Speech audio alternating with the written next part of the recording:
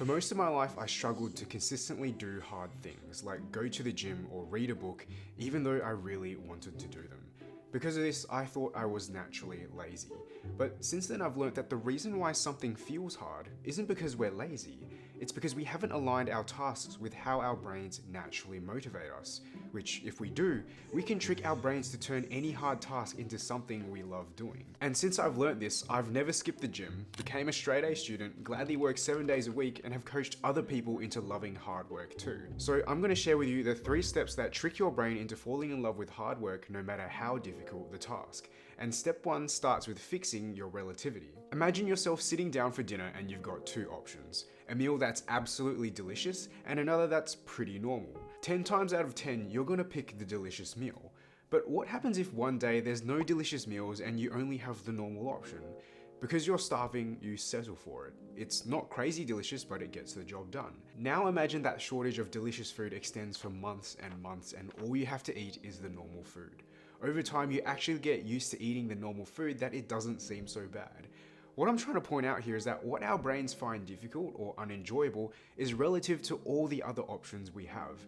And the number one reason why doing work feels so hard these days is because we're surrounded by so much instant gratification, like scrolling and gaming, that makes everything else seem so boring and difficult to do.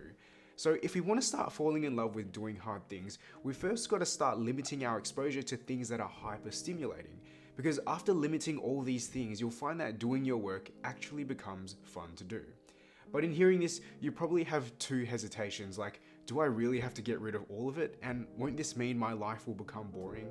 Well, the answer to the first question is yes. For a minimum of 4 weeks, you must completely get rid of any instant gratification. This is because that's how long it takes for our dopamine receptors to resensitize and adjust to its new environment. And if you let yourself indulge in that period, it stops the adjustment process, leaving you falling back into your old habits. So we need to temporarily stop altogether. The response to the second hesitation is no. Your life will not become boring because our brain adapts, and what we find boring now actually becomes fun. As nerdy as it sounds, I've had as much fun reading a book about business as I have partying.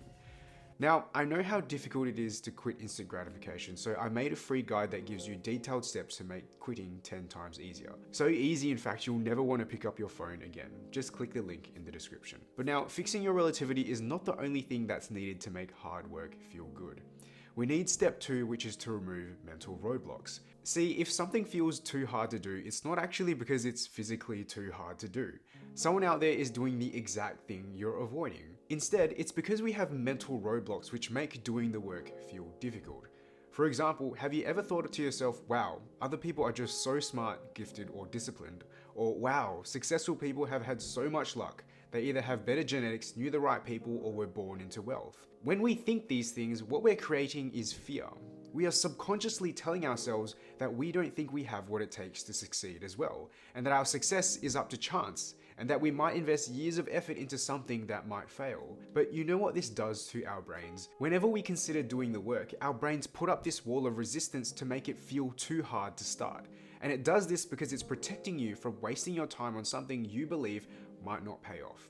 So how do we remove this mental roadblock? Well, we need to gain complete confidence that if we put in enough time, that we'll eventually succeed. Just imagine knowing that everything you wanted was guaranteed. You'd have no hesitations about diving into the work. And to do this, we need to define a pathway that is guaranteed to give you success. And this pathway for any goal generally follows 3 steps. The first is to understand that everything in life comes down to inputs and outputs.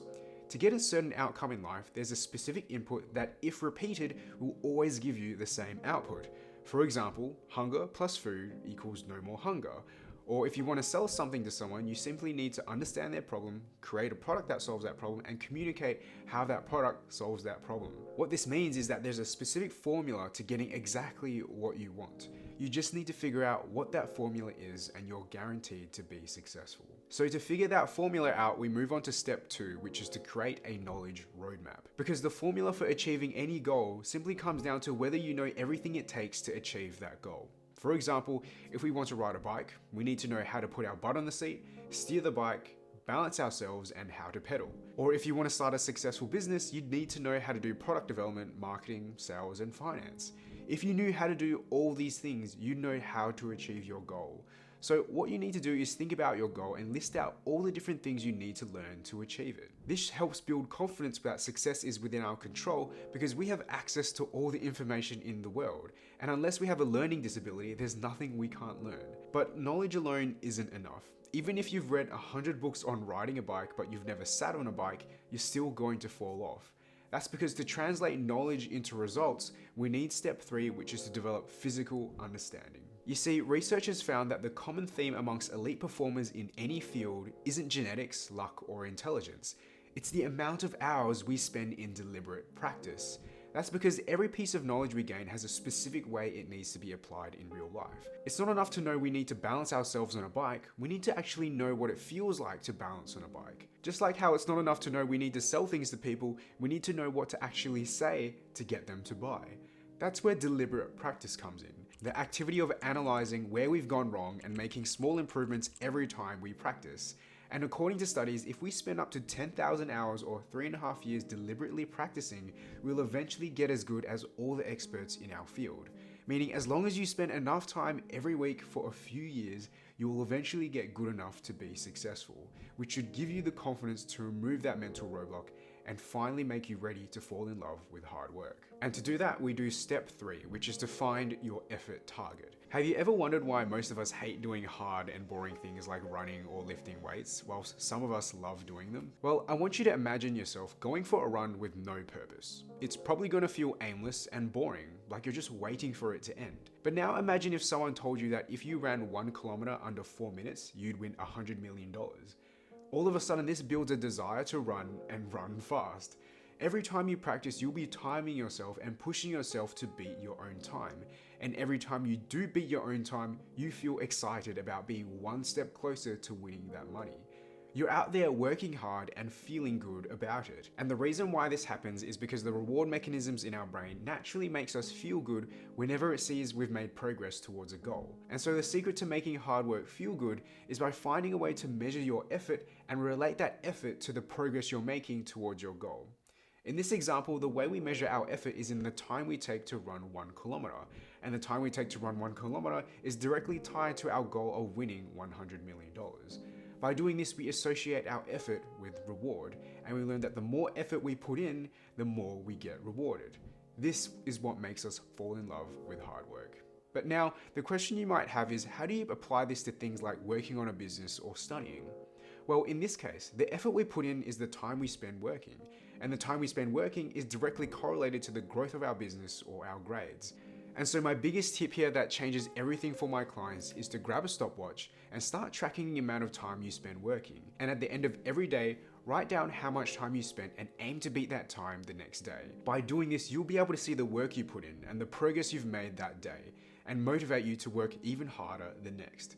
So those are the steps to trick your brain into falling in love with hard work. But there's one issue with all this, and that it's really hard to do any of this if you struggle to even get started. So check out this video which explains some of the steps I teach to my clients on how to cure procrastination forever so that you guarantee you actually do the work you say you want to do. Till then, you only live this life once. Make the most of it.